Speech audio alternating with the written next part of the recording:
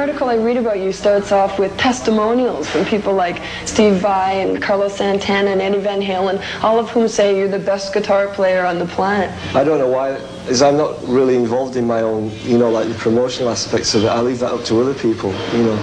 And I think that's really got sort of been overused, and it's really tired, and a lot of those things are old, and I just rather sort of get rid of that kind of tag, really. I don't like playing to guitar players, actually. I'd rather just play to, you know, like ordinary people. But obviously it's difficult with this kind of music because you never get a chance to, nobody ever really gets a chance to hear it because radio won't play it, because it's not jazz, it's not, they don't know what to call it, so they don't know where to put it. So it's not, obviously the music's not very commercial, and it'll never be totally acceptable by the general public. I would have never expected that.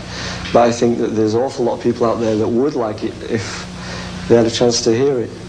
And it's like the thing I always keep saying is if you've never tasted an orange, how do you know whether you like it or not?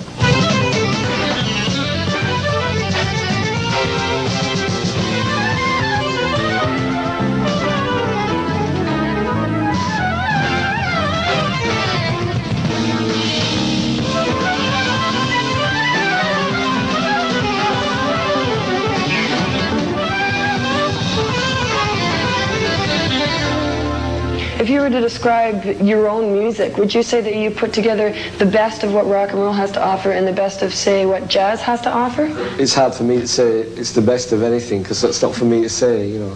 But it's a combination of both types of music, because I use more like a rock kind of guitar sound, but I don't play rock music.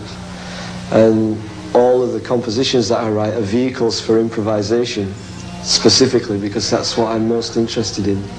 So vehicles for improvisation means that the music's jazz to me, because that's what the word jazz means. Is it possible for someone who does as complicated a music as you do to just knock off a 3-minute pop song and then sit back on the royalties for a while to buy you some time, or do they not? It doesn't work like that, because, no, I mean, you could do it theoretically, people have done it, but the problem is when you do that, then all of a sudden somebody starts playing it on the radio, and then you attract the wrong crowd, because you've attracted a crowd to this kind of music, and then you present them with something else which they're not going to like.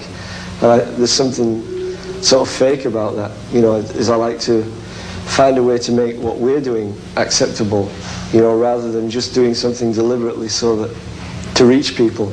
Like, there's not a lot of guys playing the SynthAxe, you know, for example, and it's a pretty bizarre looking machine. But it doesn't matter.